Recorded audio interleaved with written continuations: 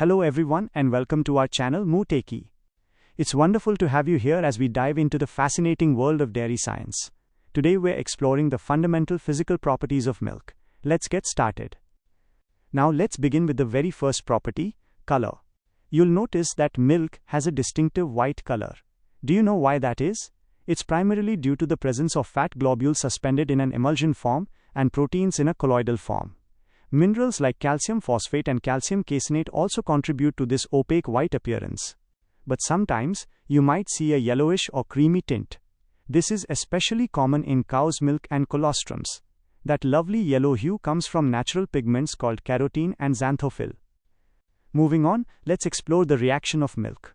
Fresh milk is quite special because it's amphoteric in reaction. This means it can act as both an acid and a base, as it contains components for both. It's also an excellent buffer thanks to substances like proteins, phosphates, bicarbonates and citrates that help it resist changes in pH. Now, what is the actual pH of fresh milk? For cow's milk, it typically ranges from 6.6 to 6.8, while for humans' milk, it's slightly higher, between 6.8 and 7.4. This brings us to an important point. Sometimes, the pH of milk can change. For instance, the pH can shift to become more alkaline in certain situations, such as in cases of mastitis, which is an inflammation of the udder, or during the late period of lactation. On the other hand, if milk is left to stand for a long time, especially in warm temperatures, something else happens. The lactose in the milk begins to ferment into lactic acid. This is caused by bacteria naturally present in milk, like Streptococcus lactis and Lactobacillus lactis. The result? The pH of the milk decreases and the milk becomes sour. Next up, let's understand a key measurable property, specific gravity. Specific gravity is the ratio between the weight of a given volume of milk and the weight of the same volume of water measured at a specific temperature. This measurement helps us understand the total solids in milk and can indicate if something has been added or removed.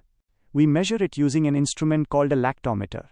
The normal specific gravity for cow's milk is between 1.020 and 1.030, while for humans' milk it's a bit higher, between 1.030 and 1.035.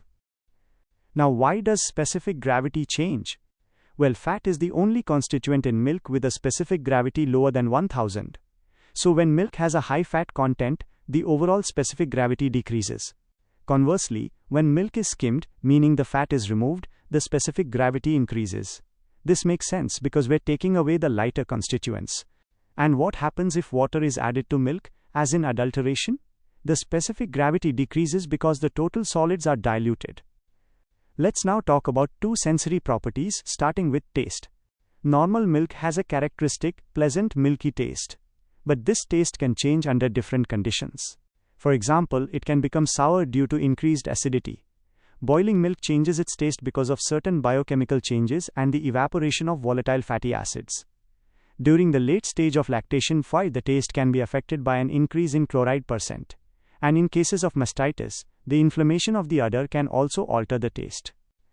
And finally, we have odor. Milk has a characteristic mild milky odor that we all recognize. Now let's explore a truly fascinating and very precise test, the freezing point of milk. This is the temperature at which liquid milk freezes or crystallizes. For cow or buffalo milk, this ranges from -0.53 to -0.57 degrees Celsius, with an average of -0.55 degrees Celsius. So why does milk freeze at a temperature slightly lower than water? Excellent question. It's due to the soluble constituents in milk like lactose and minerals. These dissolved particles lower the freezing point, a classic principle in chemistry. This leads us to why this test is so incredibly important. It's a primary method for the detection of water added to milk. The relationship is very consistent. We know that the addition of just 9% water to milk will raise the freezing point by 0.05 degrees Celsius. Let's do a quick calculation to make this clear. Imagine we test a milk sample and find its freezing point is -0.45 degrees Celsius.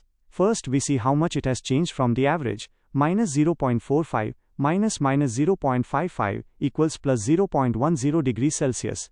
So the freezing point has been raised by 0.10 degrees. Now we use our rule. If 0.05 degrees Celsius corresponds to 9% added water, then 0.10 degrees Celsius corresponds to X. We calculate X as 9 times 0.10 divided by 0.05, which gives us 18%. This means the sample has 18% added water. It's a brilliant and reliable scientific check. As we near the end, let's look at two more physical properties. First, the boiling point. Milk boils at about 100.5 degrees Celsius, which is just slightly higher than pure water. This, again, is due to all those dissolved substances we've been talking about. And finally, a visual phenomenon you might have seen at home: cream line formation. When milk is left to stand at room temperature, the fat globules slowly coalesce, clump together and rise to the surface of the container, forming a distinct cream line. It's a perfect demonstration of the physical behavior of fat in milk. And that wraps up our journey through the physical chemistry of milk today. I hope you found it as fascinating as I do. Thank you. See you in the next class.